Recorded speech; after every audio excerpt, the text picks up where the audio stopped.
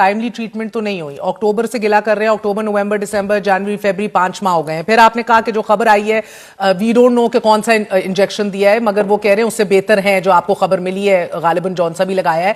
उस बात को भी अब महीना होने लगा है। सो कहने का मकसद ये, छोटी बात आपसे जानना चाहूंगी, अगर ये इसी ले तो लाल से हम चलते रहे, 5 महीने गुजर गए, 2 हफ्ते गुजर गए, 1 हफ्ता गुजर गया, क्या ये इरिवर्सिबल हो सकता है? Can he lose complete eye site?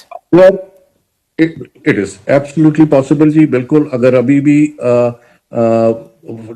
फटाफट चेकअप वगैरह कराएं, उनके स्कैन वगैरह हो आंख के, और वो सारा कुछ हो, और उस वक्त पता लगेगा कि ये ऑलरेडी इरिवर्सिबल स्टेज क्रॉस कर चुका है, या ये कि अभी भी कुछ वापसी हो सकती है। दोनों चीजों की पॉसिबिलिटी बिल्कुल है। कुछ ना कुछ इरिवर्सिबिलिटी तो फैक्टर होगा बीच में, बट अब इस वक्त और ये ये है मैं कि जो इसलिए पूछ रही हूं खुर्रम साहब, आपने कहा कुछ ना कुछ रिवर्सिबिलिटी का फैक्टर